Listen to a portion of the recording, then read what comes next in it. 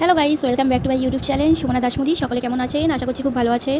আমিও খুব ভালো আছি। আজ আমরা চলে এসেছি ব্যান্ডেল চার্চে। আমার ভাই, আমার ছেলে, আমার দাদু, আমার দিদি, আমার দিদা, আমার হাজব্যান্ড, আমার জিজু ওনারাও এসেছেন। ওনারা গাড়ি পার্ক করতে গেছেন। এই চার্চকে জুড়ে অনেক ইতিহাস আছে।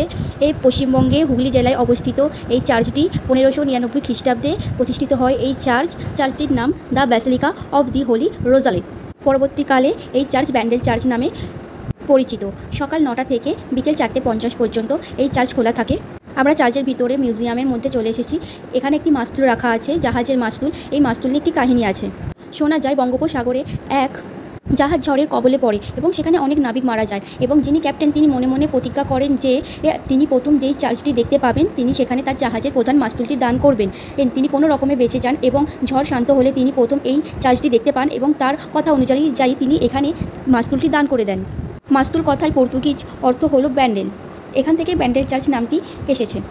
পর্তুগিজরা তো প্রথমে এখানে ব্যবসা বাণিজ্য করতে এসেছিলেন, কিন্তু পরবর্তীকালে তারা তাদের উপাসনার জন্য এখানে একটি চার্চ গড়ে তোলেন। কিন্তু তাদের লুটপাট এবং নানান কারণে পর্তুগিজদের ওপর খুবই অসন্তুষ্ট ছিলেন মুঘলরা।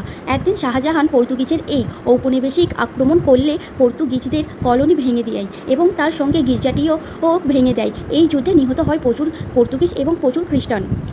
গির্জার ফাদার জোয়ান ডোবাকুসকে বন্দি করে আগ্রাতে নিয়ে যাওয়া হয় এবং সেখানে তাকে মৃত্যুদণ্ড দেওয়ার জন্য উন্মুক্ত হাতির সামনে ছেড়ে দেওয়া হয়। এখানে আশ্চর্য ঘটনা হলো যে সেই হাতিটাকে পায়ে করে না পিষে তাকে সুরে করে তুলে তার পিঠে বসায়। এই ঘটনা দেখে তো শাহজাহান এবং সকলেই অবাক এবং জোয়ান ডোবাকুসকে এবং তার সহসাথীদেরকে ছেড়ে দেয় এবং তাদেরকে নতুন গির্জা বানানোর জন্য জমি দান করেন। ব্যান্ডেল চার্চটি এখন অবস্থিত। আমরা ভেতরের মধ্যে প্রবেশ করে গেছি এবং এখানে একটি গুহা করা হয়েছে। এই জলের মধ্যে আমি পয়সা ফেলে দিলাম এবং কিছু উইশ করে আমি মাথায় জল নিয়ে নিলাম।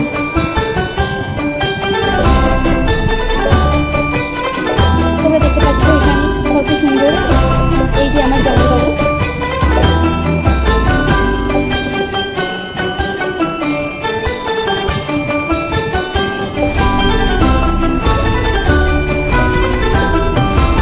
আমরা এবার ওপরে যাচ্ছি। ওপরে ওঠার এবং নামার দুই সিঁড়ি আলাদা।